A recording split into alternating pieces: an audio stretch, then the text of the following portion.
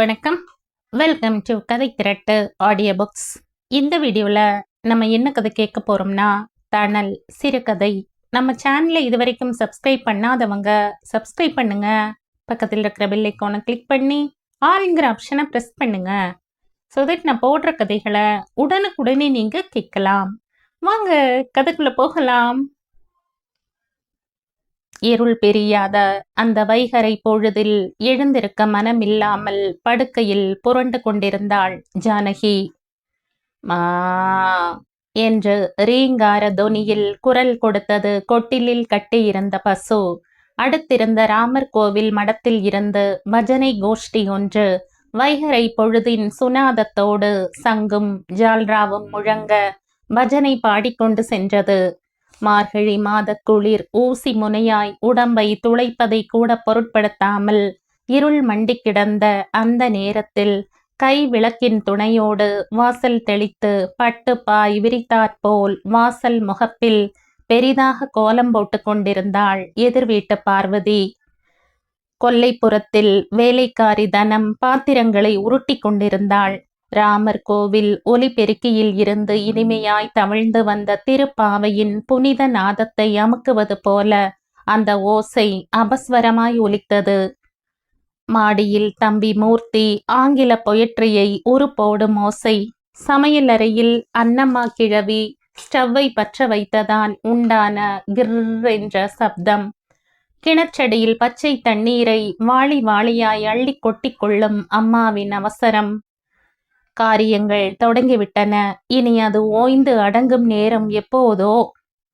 ஜானாவுக்கு இன்னும் எழுந்திருக்க மனம் இல்லை. எழுந்து எண்ணத்தை சாதிப்பது? எப்போதும் ஒரே மாதிரி அம்மாவுக்கு ஒத்தாசை செய்வதும், சமையல் பாட்டிக்கு காய்கறி அறிந்து கொடுப்பதும், தண்ணீர் இறைத்து கொட்டுவதும், சாப்பாட்டு கடையை ஒழுங்குபடுத்துவதும். ச்ச, எல்லாம் மற்றவர்களுக்காகத்தான். அவளுக்கென்று ஏதாவது உண்டா? இந்த வீட்டில் வேண்டாத விருந்தாளிதான் அவள். அடி ஜானா, இன்னும் என்னடி தூக்கம்? காலங்காத்தால எழுந்திருக்காம பீட பிடிச்ச மாதிரி இன்னும் தூங்கிண்டு இருக்கியடி. வந்த வழிதான் சரியில்லை. இருக்கிறதாவது ஒழுங்கா இருக்க வேண்டாமோ? பொழுது விடிஞ்சும் இன்னும் படுத்துன்னு இருக்கியடி. உனக்கு எப்படியடி விடிவு பிறக்கும்?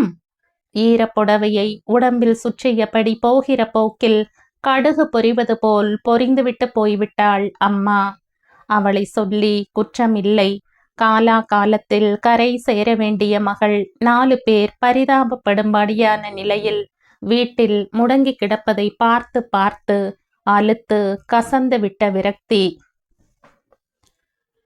பாகீரதியின் வயிற்றில் பிறந்த 6இல் மூத்தவன் ஸ்ரீராம் வெளிநாட்டு தூதரகத்தில் உயர்ந்த பதவியில் கை நிறைய சம்பளம் வாங்குகிறான். அடுத்த 5ம் பெண்கள். கடைசிதான் ஜானகி. 4 பெண்களுக்கும் கல்யாணமாகிவிட்டது. பெரியவள் பாக்யலட்சுமி டெல்லியில் வாழ்க்கைப்பட்டிருக்கிறாள். அடுத்தவள் கோமதி திருச்சியில் ஹைஸ்கூல் ஆசிரியருக்கும், 3ஆம் அவள் சுமதி துர்காபூரில் என்ஜினியராக இருக்கும் ராமநாதனுக்கும், 4ஆம் அவள் உள்ளூரிலேயே அத்தை பிள்ளையான பெட்ரோல் இன்ஸ்பெக்டருக்கும் வாழ்க்கைப்பட்டு அமோகமாக வாழ்ந்து கொண்டிருக்கிறார்கள். கடைசியாக பிறந்த ஜானகிக்கு இன்னும் திருமணமாகவில்லை. அந்த வீட்டில் எல்லோருமே நல்ல அழகு. பரம்பரையில் யாருமே கருப்பில்லை. துலக்கிவிட்ட செப்பு கலசம் போல் நல்ல சிவப்பு. ஆனால் கடை குட்டி ஜானகி மட்டும் எங்கிருந்து வந்தாளோ? ஒடிசலான உடம்பும் கருப்புமாய், முகத்தில் ஒரு தேஜஸ் கிடையாது. குடும்பத்துக்கு ஒரு திருஷ்டி பரிகாரமாய் இருந்து இறந்து போன தன் நாத்தனாரை அவள் கொண்டிருப்பதாக அவள் அம்மா அவளை கரித்து கொட்டுவாள். இதோடு இருந்தால் பரவாயில்லையே.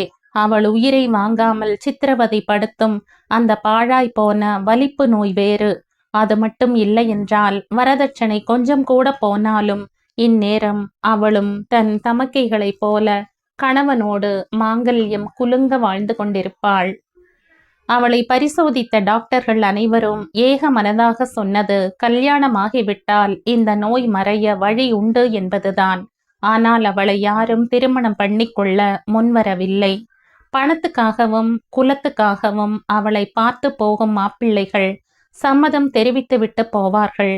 ஆனால் அவளுக்கு இருக்கிற அந்த நோய் பற்றிய வதந்தி எப்படியோ பரவி நிச்சயதார்த்தம் நின்றுவிடும்.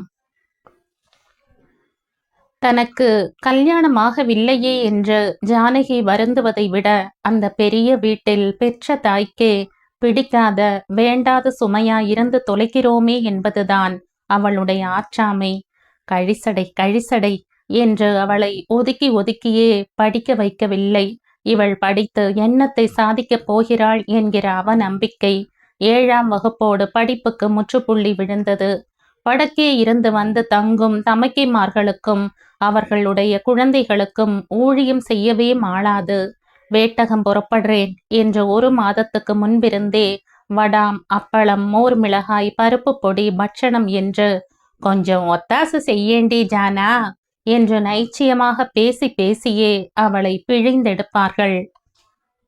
வீட்டில் தங்கி படிக்கும் ஒன்றுவிட்ட தம்பி மூர்த்திக்கும் அம்மாவுக்கும் வடக்கே இருந்து துணிமணிகள் வாங்கி வருவாள் பாக்கியம். ஏண்டி, எனக்கொன்னும் கொண்டு வரலையா? ஏக்கமும் எதிர்பார்ப்புமாக வினமும் அவளுக்கு கிடைக்கும் பதில், உனக்கு எதுக்குடி இது?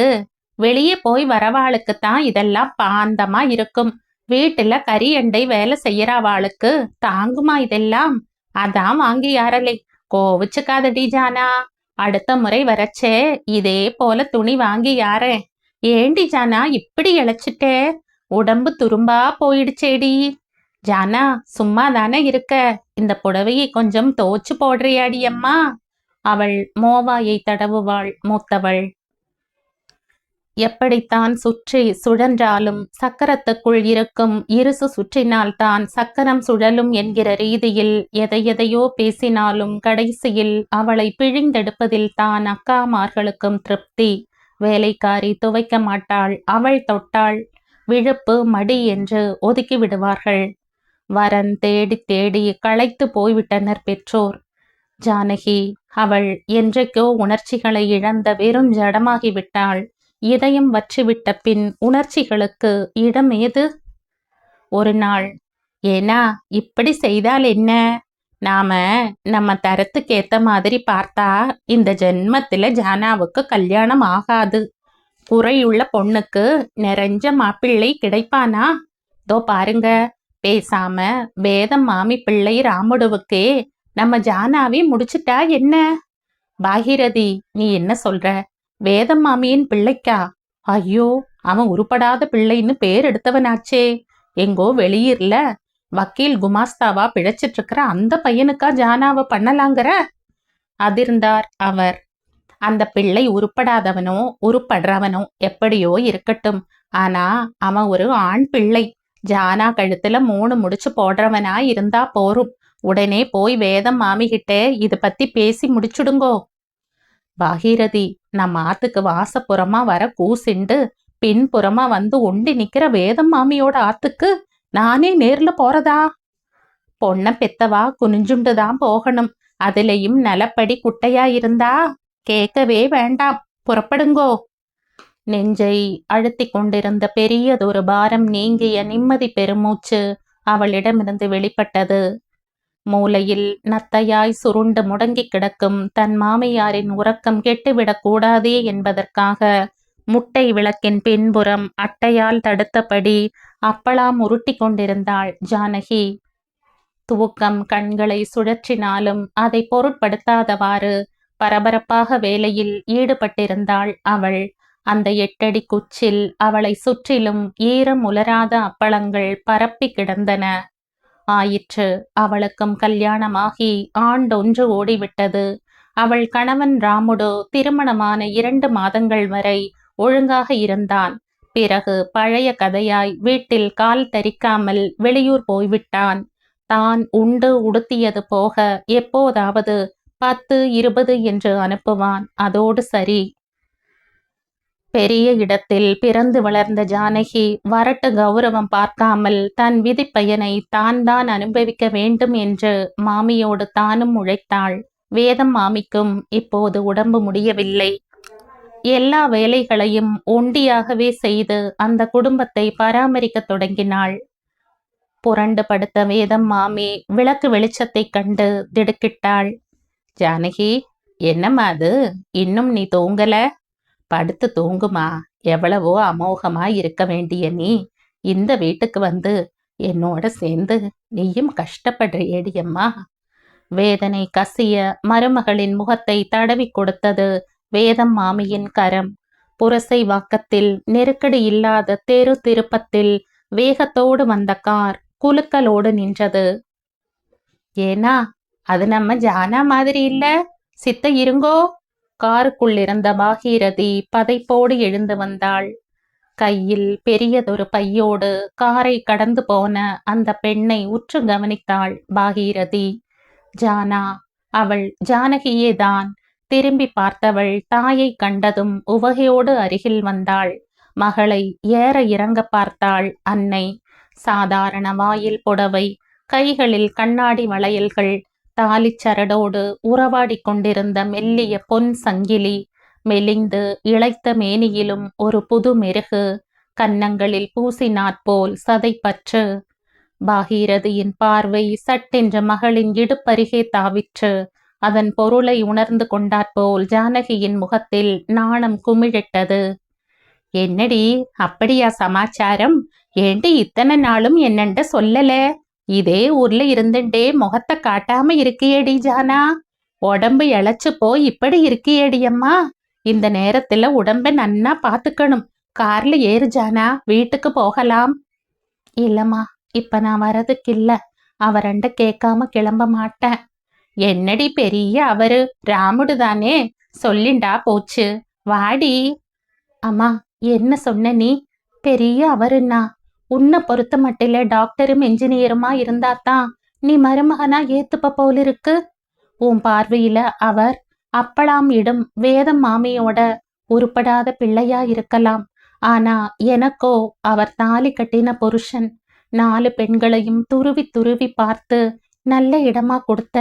ஆனா நான் கழிசடை நோயாளின்னு ஒதுக்கி ஒதுக்கியே 4 வேலைக்காரர்களுக்கு மத்தியில என்னையும் 5வது வேலைக்காரியா நடத்தின.